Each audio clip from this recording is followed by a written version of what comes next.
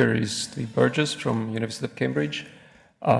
If you ever probably read or applied any method, it's very likely it was his. So it's particularly interesting that he's going to talk about not how just to use methods, but how important it is to combine it with biological knowledge. Stage is yours.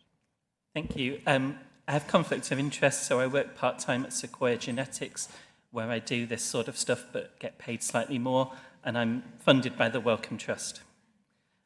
So yeah, I'm going to be talking about integrating statistical methods and biological knowledge to make reliable causal judgments. Going slightly away from the slides for a moment, it's great to have that tour de force on what is causality from Krista. I think really the magic of randomization is that it enables us to make causal judgments without understanding the science. If we look at the first citations for randomization in the scientific literature, they actually relate to psychic powers and mind reading.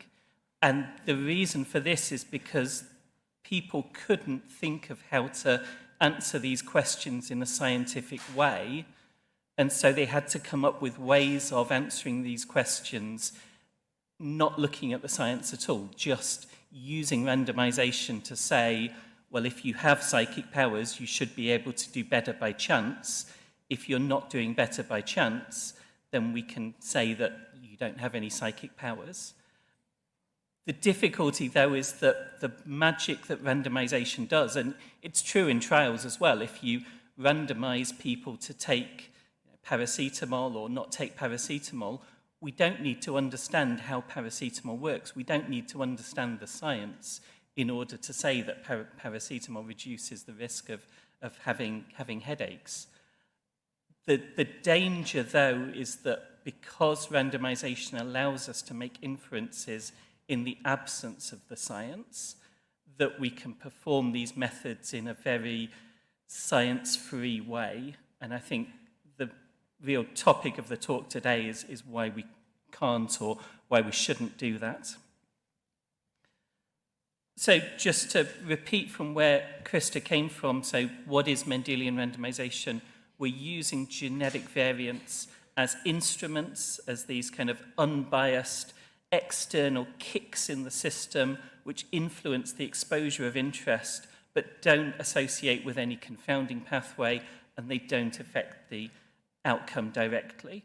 We're assuming that genetic variants behave similar to randomized interventions. There's certain reasons why we think that genetic variants are suitable as candidate instruments. We have Mendelian inheritance, which means there's some randomness in terms of how we inherit particular genetic variants. We also know something about the scientific function of particular genetic variants. We see that some genetic variants do have quite specific associations with traits. So whereas when we look at observational phenotypes, they tend to correlate with a lot of different traits. We have that there are some genetic variants which seem to be quite specific in terms of associating with traits which they affect, but not associating with traits that they don't affect. And then finally, the genetic sequence is determined at conception, which helps to give us some protection against confounding in terms that environmental variables that happen post-conception can't change the genetic sequence. And in terms of reverse causation, that the genetic variants come first in terms of the causal chain, and that the outcome comes afterwards. So the gene can only ever be the cause, it can never be the effect. So the basic, in terms of the mechanics of what we're doing, if we look and we find genetic predictors of a particular trait, we test whether those genetic predictors of a trait associate with our outcome. And if they do, if genetic predictors of the trait associate with the outcome, this provides evidence to support a causal effect of the trait on the disease under these assumptions. Now, there's a great possibility to use genetics for drug discovery. We know that drug development is hugely expensive, and we know that human genetics have been shown, and when we look retrospectively at drugs which have been licensed, which have been shown to be successful, we can see that links with human genetics have been shown to associate with success in target validation. So human genetics can be used, we hope, prospectively to find new druggable mechanisms. And when we have mechanisms which are candidate mechanisms, to increase or decrease our confidence in those candidate mechanisms. So to take the statin example, we can look at variants in the HMGCR gene region, and we can ask, do those associate with the variants which associate with increases in LDL cholesterol? Do they associate with increased risk of cardiovascular disease? Do they associate with increased risk of cardiovascular mortality? Do they associate with decreases in lifespan?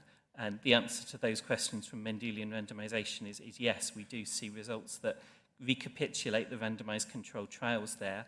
And that's quite important because we know that statins potentially have some adverse effects, but we do see that those variants do associate with the variants which correspond to lower LDL cholesterol associate with increased lifespan.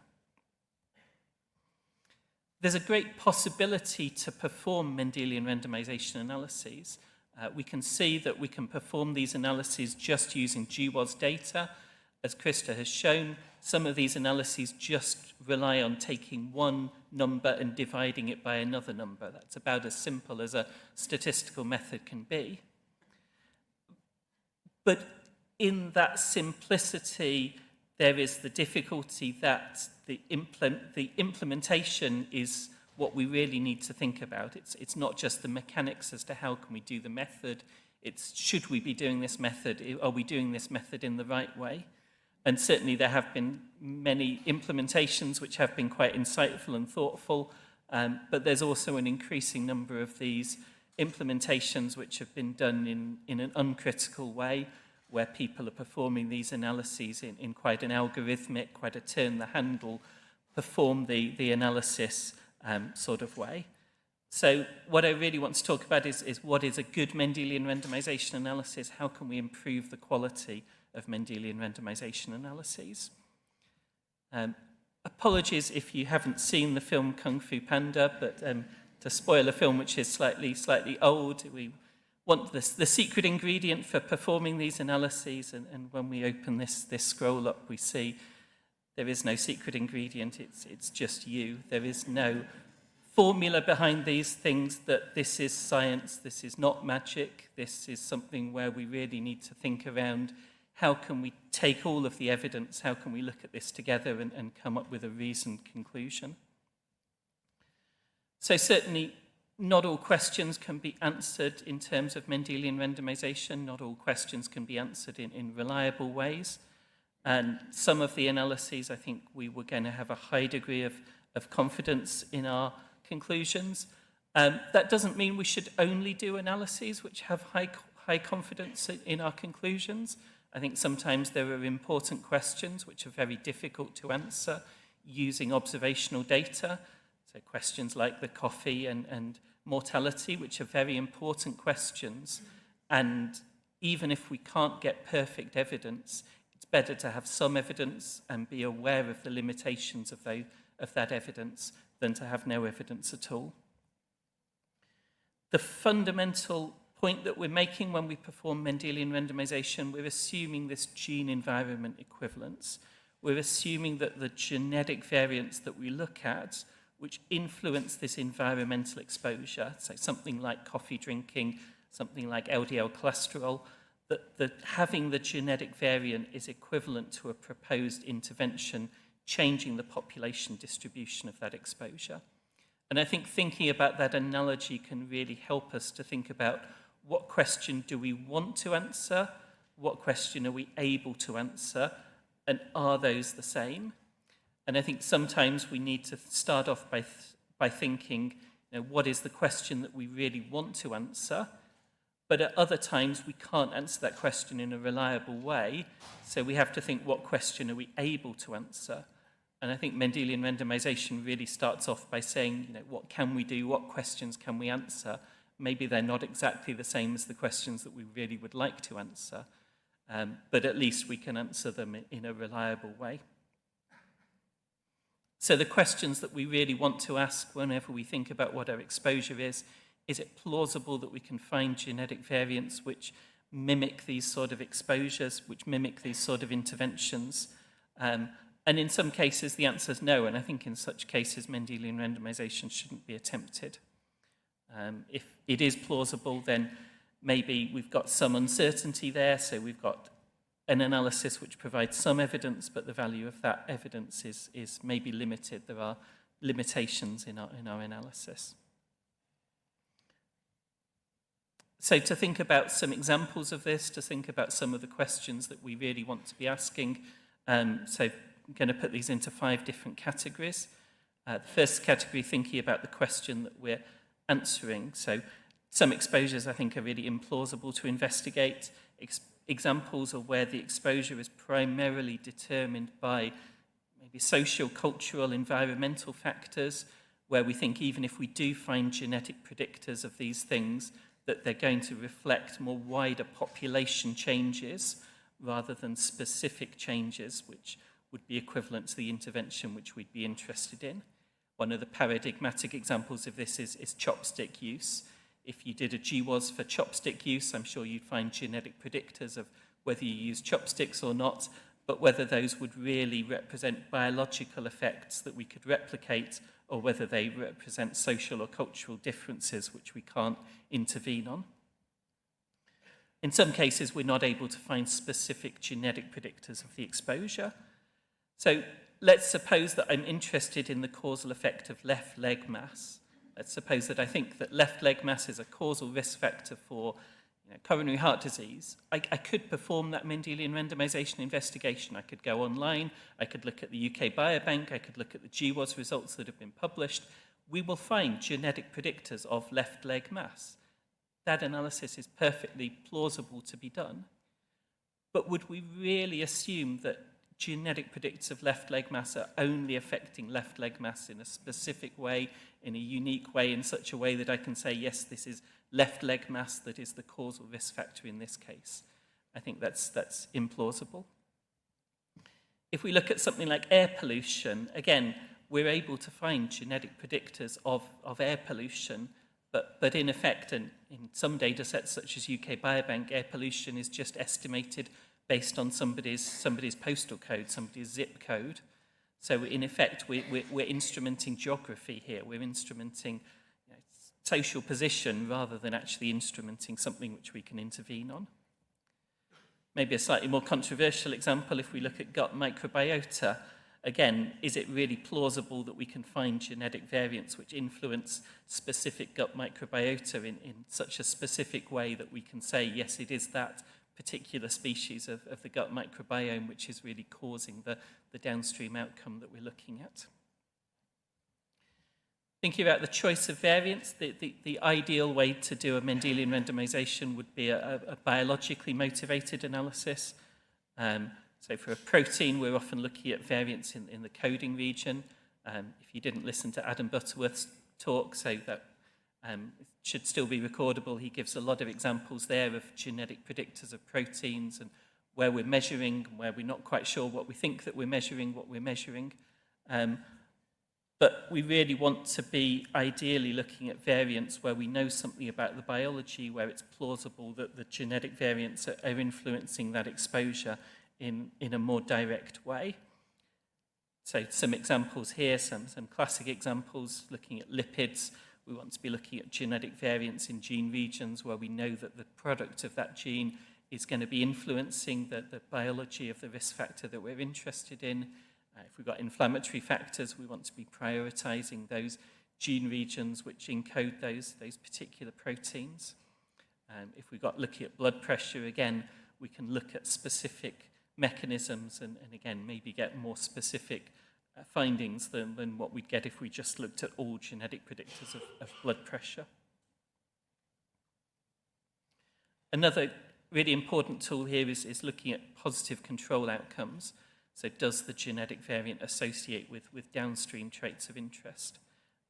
And specifically, we're thinking about not just choosing the gene region, but also choosing choosing which variants we look at in that gene region.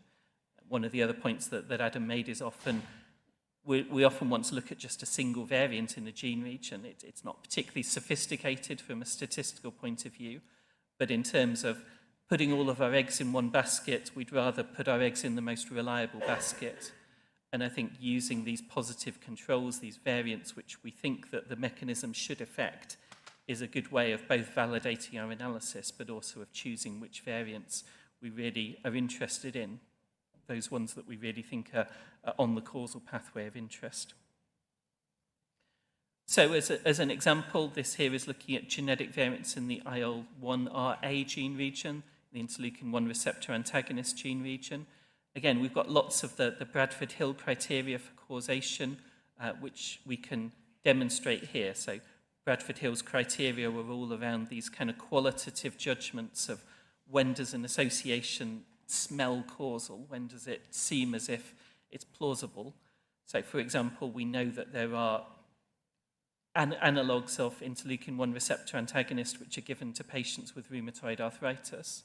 And similarly, we see that these effects which are seen in trials, we also see this in the genetics. The genetic association with rheumatoid arthritis also does correspond to what we see from clinical trials. When we look at genetic variants in the IL-6R gene region, again, this is just looking at a single genetic variant, we can compare the genetic associations to the effects of the drug here, tocilizumab. And we can see maybe there are some quantitative differences, but certainly qualitatively in terms of direction, that the same traits which the genetic variant is associated with, we see these same as what's recapitulated from the randomized trial. We see the same effects on these downstream biomarkers. Here's looking at the factor 10 gene region. So here again, we know that factor 10 treatment is used as a treatment for venous thromboembolism. And again, this is a single genetic variant. Sorry, some of the numbers are quite small, but we see associations in the right direction.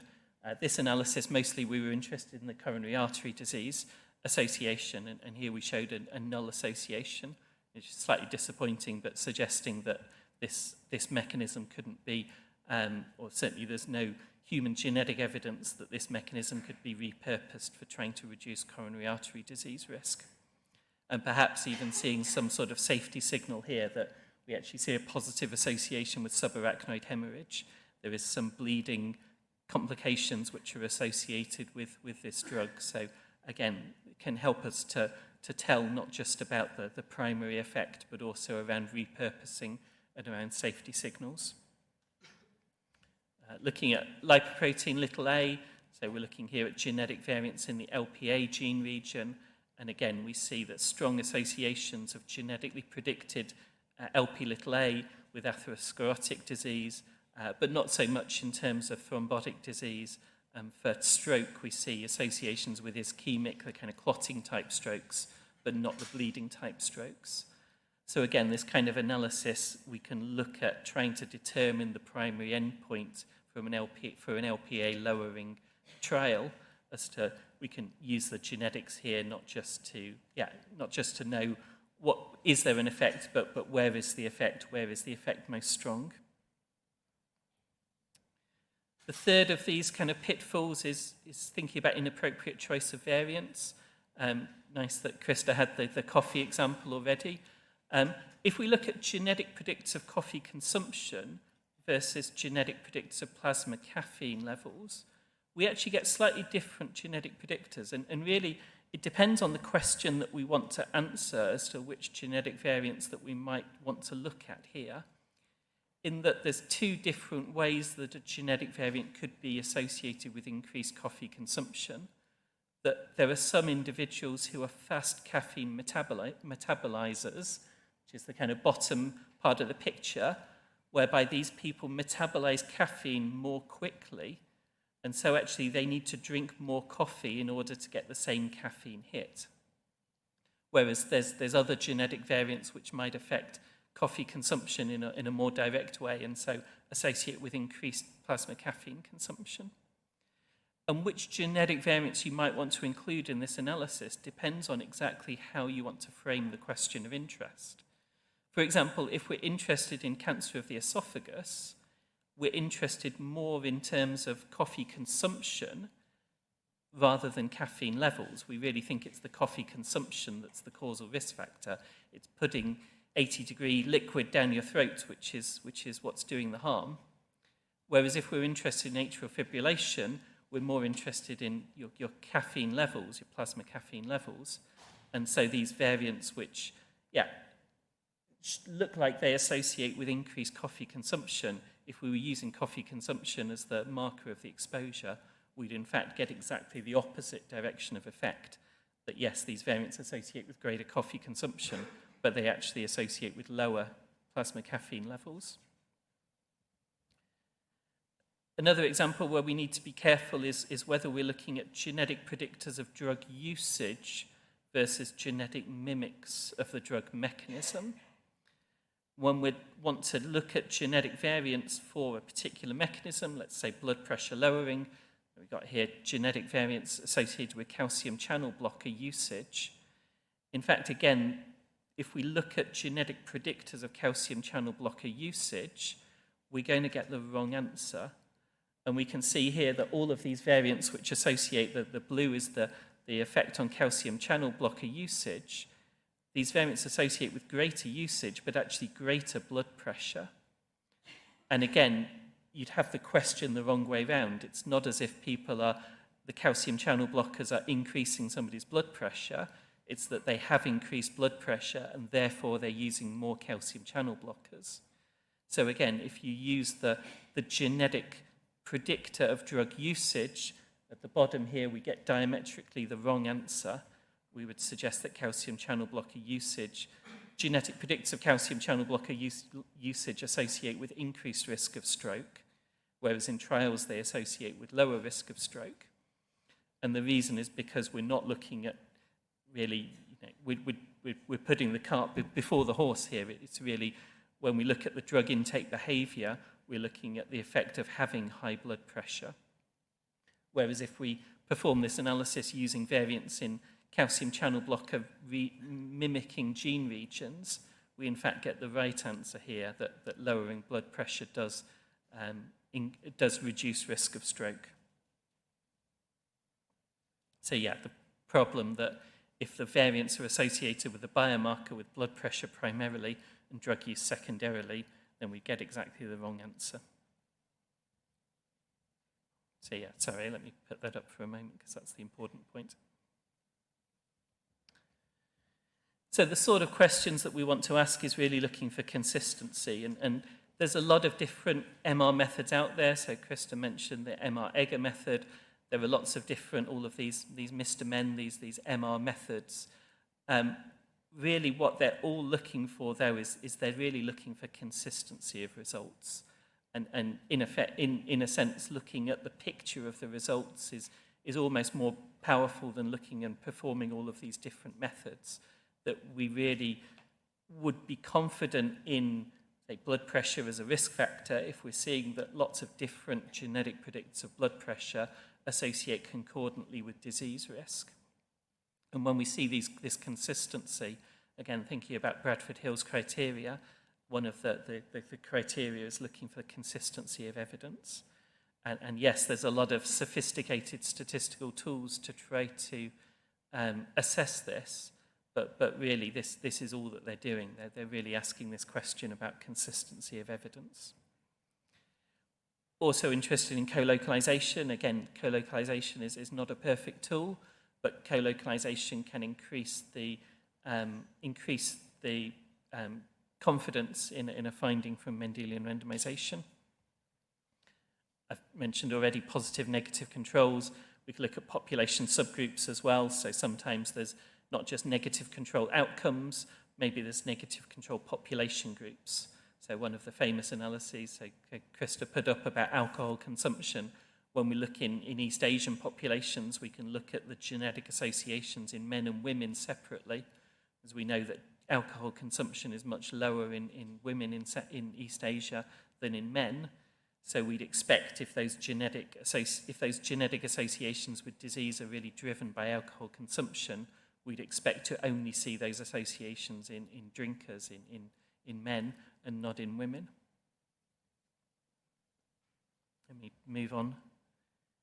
So yeah, another example where the biological knowledge is really needed if you look at genetic predictors of cholesterol levels and perform a naive MR analysis, it suggests that genetic predictors of increased cholesterol levels associate with decreased risk of gallstones, which again, what's going on there? You'd think that gallstones are made out of cholesterol, so you'd think that having higher cholesterol would increase your risk of gallstones.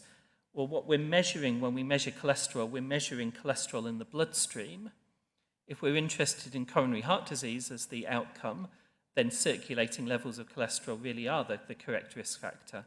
And in fact, in the Mendelian randomization analysis, we see consistency. But when we look at the Mendelian randomization analysis looking gene by gene for gallstone risk, we see some gene regions such as HMGCR where lower levels of genetically predicted cholesterol associate with decreased risk of gallstones. But we see other gene regions, for example, this ABCG5/8, where we see that decreased levels of cholesterol associate with increased risk of gallstones. And that's because these variants are affecting cholesterol transport. That yes, we see lower levels of cholesterol in the circulation, but what we don't see is the higher levels of cholesterol in the gallbladder. So again, we need to think about where are we measuring the exposure of interest, and that could have quite severe effects in terms of interpreting our findings. So I think Mendelian randomization can never prove or demonstrate the existence of a causal effect. It can only provide supporting or refuting evidence. So as such, we really do need to be comparing the evidence that we've got with the evidence from other approaches, including basic science and epidemiological studies, both in terms of doing the MR right, but also in terms of interpreting findings in a meaningful way. And of course, this needs collaboration that hopefully don't need to tell you about this, that these questions that we're answering aren't just statistical questions, and so we can never just approach them from a data perspective, that causality can never just be proved by looking at data alone, that there's many different ways that data could arise, that we don't know what the underlying mechanism is, that we need to understand something about the causal mechanism which is going on to make any sort of conclusion. So we need this scientific insight, we need input from lots of different groups of people, and I think for me that's one of the things which is quite exciting about doing this research, that it's something where I really need to be dependent on the wisdom of others. So that also means that when we do these analyses, that the guidelines that we give for doing these analyses can never be purely algorithmic, that we're always going to need some critical thought around how are we doing these analyses. So in particular, and there's been some great strides in terms of trying to improve the reporting and performing of these analyses, but one difficulty is that an analysis can be performed completely to the letter of all of the available guidelines. It can follow, if we were looking at left leg mass, you could perform an analysis which ticks every single box, and yet if you think about it for 2 seconds, you would realize that this analysis is complete nonsense. And so we need guidelines which aren't just about ticking boxes, which are about kind of thinking through these sort of analyses. So these are the sort of questions which I would like to think around, what is the research question addressable? Is the choice of variants appropriate, and so on?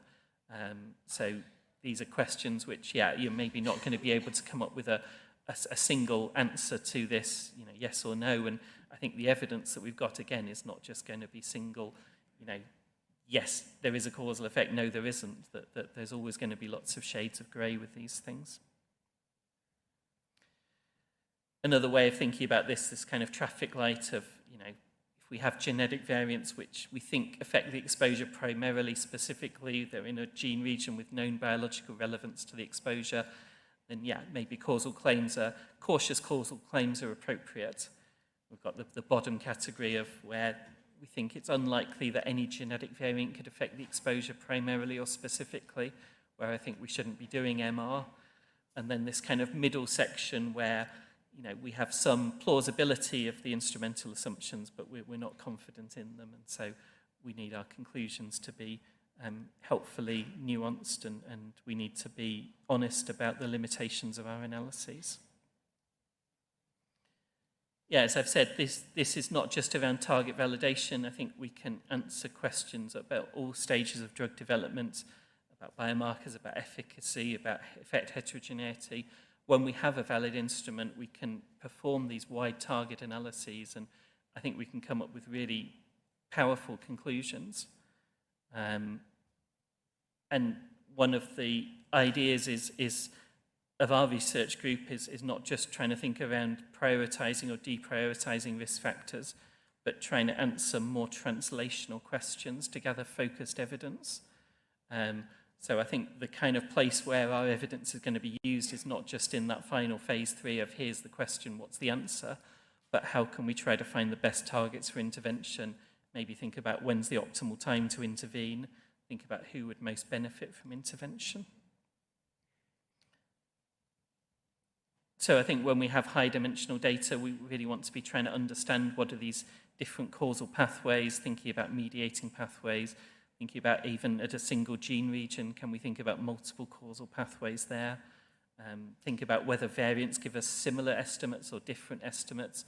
What might be the reasons for that? Can that tell us something about the particular mechanism? So if we've got a variant like BMI, maybe not all of the variant-specific estimates from Mendelian randomization will be similar.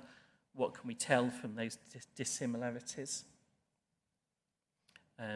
So this idea of multivariable Mendelian randomization, that often we can't find genetic predictors of a single trait, but maybe we might find genetic predictors of multiple traits. So it's maybe hard to find specific genetic predictors of fat mass and fat-free mass, but maybe we can put these into a multivariable model and estimate these effects in a single model. And yeah, this can help us with questions about mediation. So if you look at genetic predictors of alcohol usage and see how these associate with cancer risk. So the unadjusted analysis is the univariable analysis, adjusted for smoking is the multivariable analysis, and then just looking at the ADH1B variant, that when we look at lung cancer, we see a strong association between genetically predicted alcohol consumption and cancer risk. But when we adjust for smoking, that association attenuates almost completely. And we see similar evidence when we just look at the more biologically relevant variant in the ADH1 gene region. And we see that that's not mirrored for these other cancer types. For colorectal cancer, for head and neck cancer, we see consistent evidence across these 3 approaches.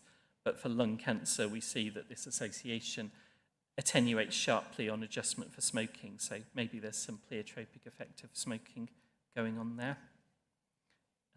I can tell already I've got too many slides, so you're going to have to stop me at some point, Inga. We're doing something similar here, looking at variants in the HMGCR locus. So again, drug target for statins, but if you look at the genetic associations for LDL cholesterol and for BMI, these don't co-localize with each other, so perhaps indicating that there's multiple causal mechanisms at play here. And again, when we perform the multivariable Mendelian randomization analysis, we get quite different answers when we look at coronary artery disease as an outcome versus when we look at type 2 diabetes as an outcome. For type 2 diabetes, genetically predicted BMI instrumented using variants in the HMGCR locus associates with type 2 diabetes, whereas genetically predicted HDL cholesterol, so LDL cholesterol doesn't, whereas for coronary artery disease, we see associations of both traits. Yeah, I'm going to skip over this on time-varying exposures.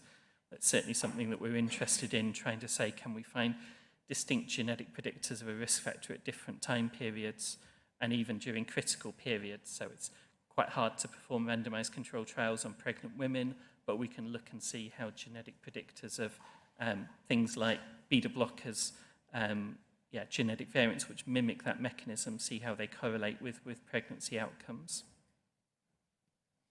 And yeah, the question about precision medicine, about who is the effect most strong in, and can we look for linearity of the effects?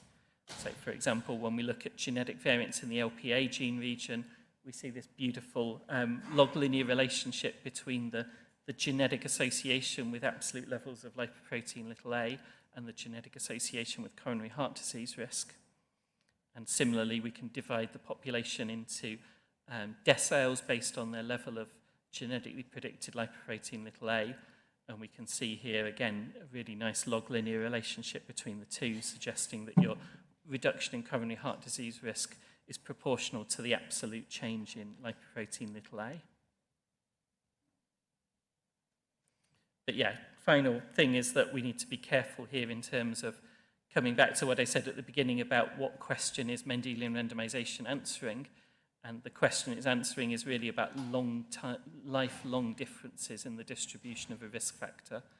So for LDL cholesterol, we have not just the genetic estimate, we also have trial estimates. And even for trial estimates, if you lower LDL for just 1 year versus lowering it for 2 years, up to 5 years, you do see a sharper gradient of that effect in terms of what's the benefit in terms of coronary artery disease reduction.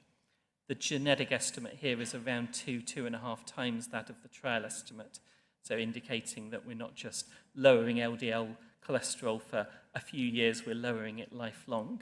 So we tend to get larger estimates from MR than we do from trials, and we use this information to try to predict the effect of LPA lowering on coronary artery disease, assuming a similar relationship, the same ratio between the genetic estimate and the trial estimate that we see in LDL cholesterol, assuming that same ratio holds for Lp(a). So to come to the conclusion, so hopefully convince you that Mendelian randomization is potentially powerful but fallible. It can go wrong for many reasons. It can't just be reduced to a turn the handle exercise. We really need to think around the problem that we're addressing, and the most plausible analyses are often the simplest.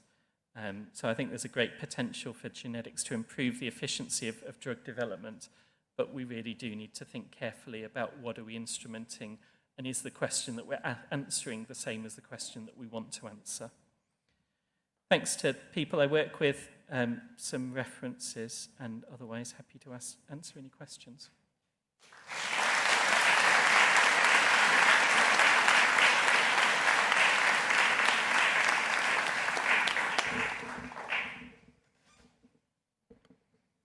Floor is open to questions. Don't hesitate, we have quite some time for questions, so we can have a nice discussion. Before people come to the microphone, one question about, you very briefly touched upon negative controls, such as, non-alcohol drinkers, you can run an MRA, shouldn't you? Can you give us some more examples where you think are important to consider in a general MR analysis, good advice for negative controls? Yeah, sure. So I think almost the simplest way of testing for pleiotropy is, do the genetic variants associate with various other risk factors? We need to be careful here that we would expect associations with things which are on the downstream causal pathway, so something called vertical pleiotropy, that just because a variant is associated with something doesn't mean that it's necessarily pleiotropic. It might be just part of the causal pathway.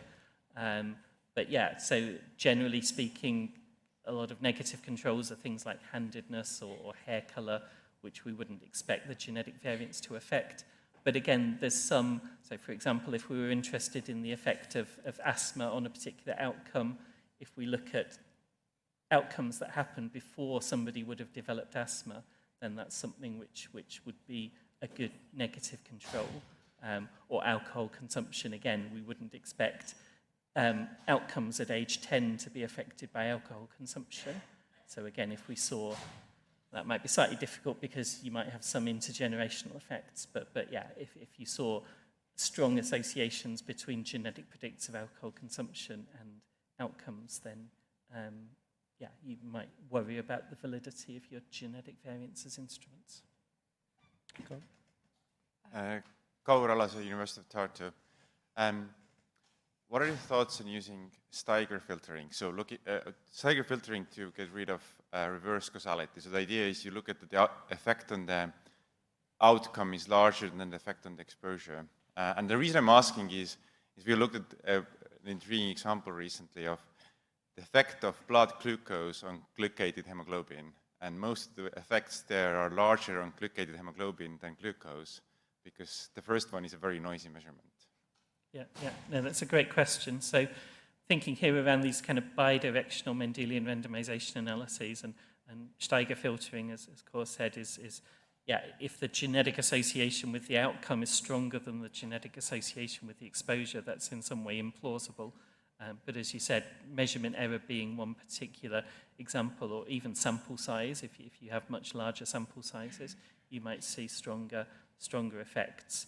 I think when we do see bidirectional effects, my heart initially jumps more to shared etiology rather than to genuine bidirectionality. I think there are some examples, so BMI and smoking, whereby smoking decreases your BMI, which is one of the few positive effects of smoking, that smoking does lower your appetite, but also people who have higher BMI tend to smoke, and there does seem to be some causality there that maybe there's some self-medication.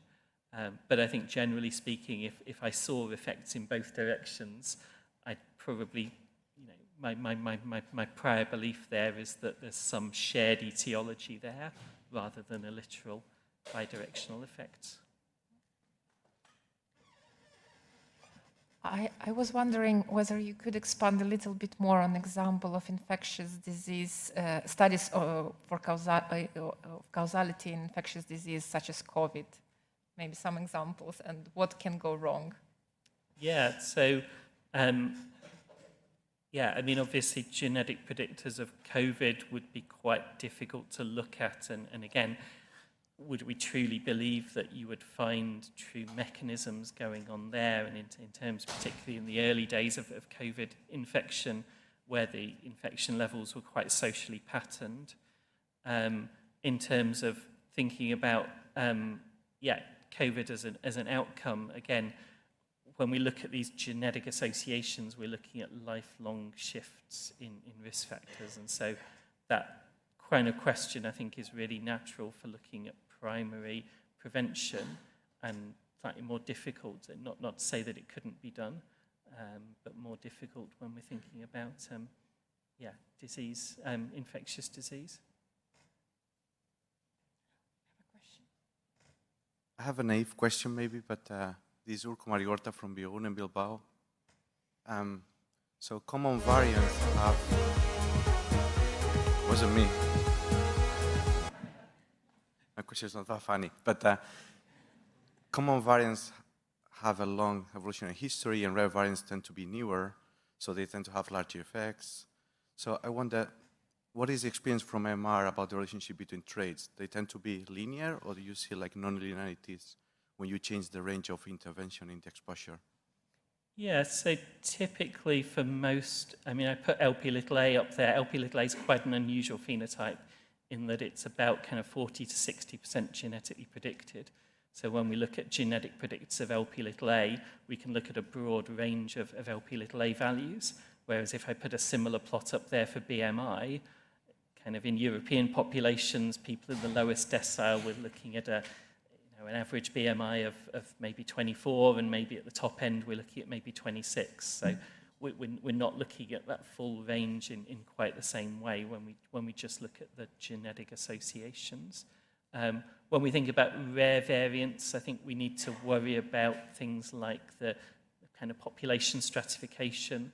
So I think maybe it's reasonable to assume that common variants for well-mixed populations behave as if they've been randomly assigned. They behave as if they're randomly distributed. But if we look at rare, in particular ultra-rare variants, it certainly seems a lot less plausible that, we know biologically that if you inherit a genetic variant, it has to have come from somewhere, so these things will naturally cluster more within families. So it's certainly something which we have some concerns over.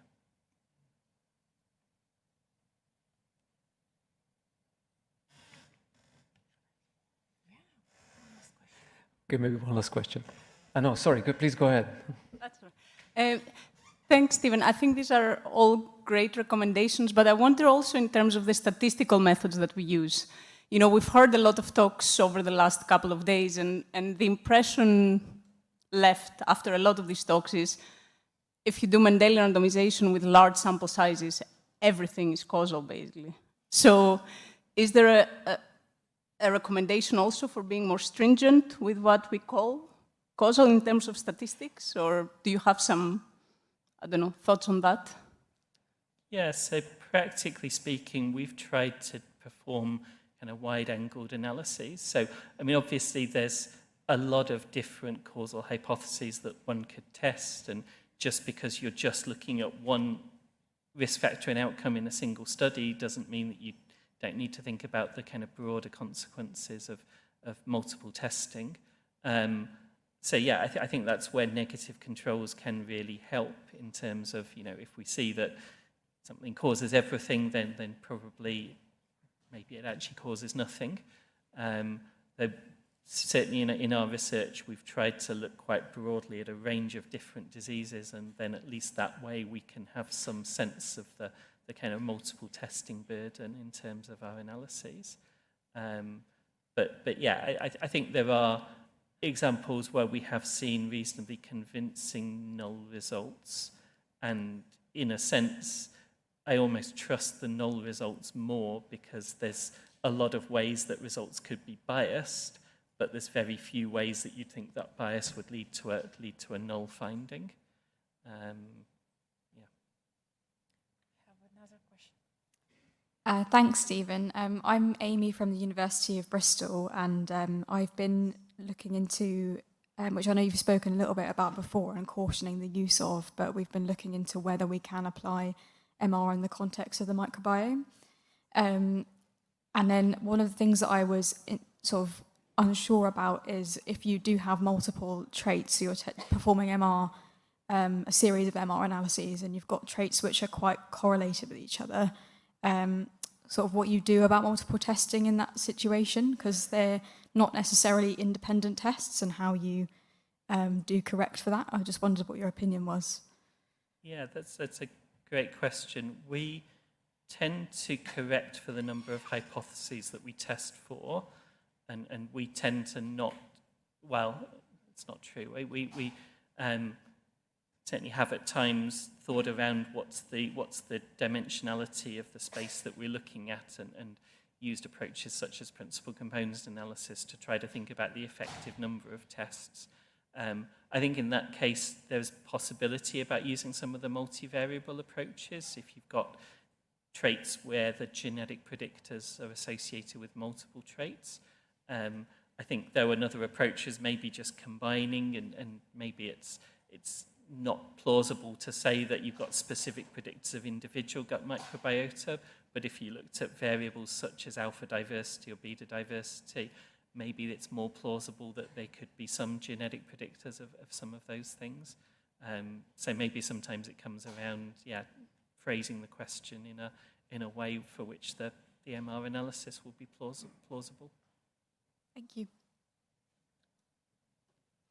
Yeah, very short. Mauro D'Amato from Bari. So as you beautifully illustrated, and the previous speaker did the same, you know, this is a very complex approach, right? So the literature is flooded with Mendelian randomization papers now in the most exotic combinations. I've seen that you've shown that there are now Strobe guidelines, which is really good. And so any idea how to stop this nonsense? So, because it's, I mean, whoever reviews papers now, you will get a paper every second day about Mendelian randomization. So, you know, you guys made these tools available to the community, which is great, but everyone seems to be using them no matter what the prior is. So any suggestions on how, you know, the journals should deal with this? Yeah, no, that's a great question. I think, and I put up kind of my kind of 5 questions which I would want to ask, and I think with some of these, you can look at the study, and just by looking at the question that's being answered, that's being asked, you can come up quite quickly and you can triage the obvious nonsense. I think, though, that some of the more subtle questions are more difficult, and, for example, where you've got genetic predictors which are supposed to mimic certain drugs, where the drugs potentially have multiple mechanisms of action, and those are going to be much harder, and those will need kind of expert review. So I think the MR Strobe guidelines do help in terms of at least making the authors do a little bit more work in terms of thinking about the plausibility of their analysis. I think in terms of ensuring that authors do the hard work in terms of not just, you know, I've taken this data set and I've taken that data set and I got my analysis results, but actually comparing their results to the literature and interrogating their findings. I mean, I don't have a perfect answer to this, and you have my sympathy in terms of triaging all of these. But yeah, I think some middle ground is necessary in terms of, you know, I think we can come up with reliable answers in some cases, but not always. And I think some combination of being quick to judge these things.